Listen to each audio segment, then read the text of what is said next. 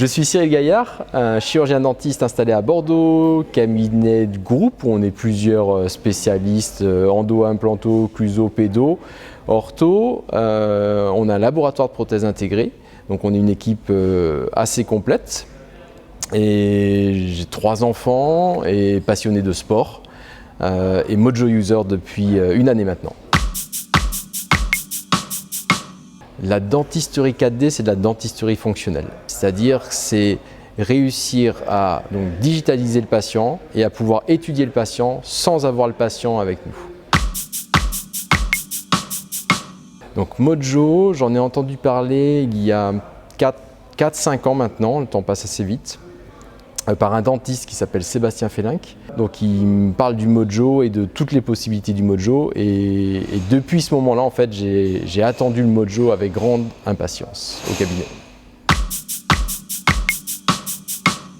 Très facile parce que encore une fois je pratique l'occlusion et dans ma pratique en fait il me manquait une information. Qui est la mastication. Comment enregistrer la mastication, comment donner les cycles de mastication au laboratoire de prothèses. Et en fait, quand j'ai vu le Mojo, j'ai compris qu'avec cet outil, en fait, j'allais pouvoir enregistrer et donner cette information au laboratoire de prothèses. Dès le premier patient, c'était simple. En plus, c'est quand même assez intuitif, c'est digital, l'écran est tactile, la mise en place est facile, les formations auprès des assistantes, la formation interne qu'on a fait auprès des assistantes a été facile. Moi, c'est mes assistantes qui mettent en place tout le dispositif. Et c'est vraiment pas une machine qui demande une courbe d'apprentissage très importante.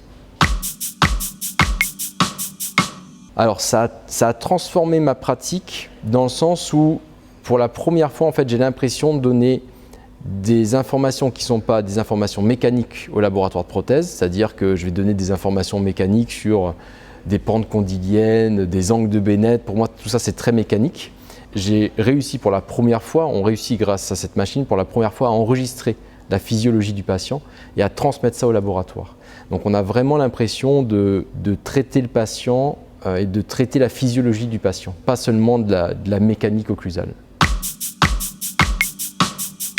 Le retour des patients, c'est qu'ils sont forcément impressionnés par la machine. Et même moi, après 1 an d'utilisation, je suis toujours étonné, émerveillé avec la machine parce qu'en fait, le patient ouvre, ferme la bouche, fait des cycles de mastication, grince des dents, bouge la mandibule. Et tout de suite, on voit à l'écran la même chose. Et c'est quelque chose d'assez fou. Et encore une fois, au bout d'1 an, je suis toujours émerveillé par ça. Et les patients, c'est la même chose. Ils sont émerveillés par la technologie. Après, ça reste de la technologie et j'ai pas investi, il ne faut pas investir dans la machine pour impressionner le patient avec la technologie. C'est vraiment de la technologie au service du patient. On a cette technologie et c'est vraiment l'être humain derrière, le dentiste, l'équipe clinique qui va utiliser la machine pour traiter le patient. Ce serait très compliqué parce que ça voudrait dire diminuer la qualité de mes traitements.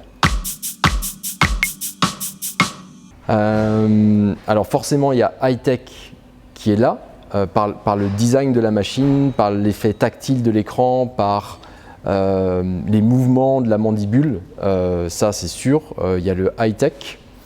Il y a convivialité parce que en fait, le patient va poser plein de questions. Beaucoup plus que si on fait un enregistrement de relations centrées avec de la cire par exemple. Le patient pose très peu de questions. Par contre, quand on va installer le dispositif qui va voir sa mâchoire bouger, il va poser des questions, pourquoi vous faites ça, c'est très intéressant et on explique. Donc convivialité et même avec l'équipe, avec les assistantes. Et passion.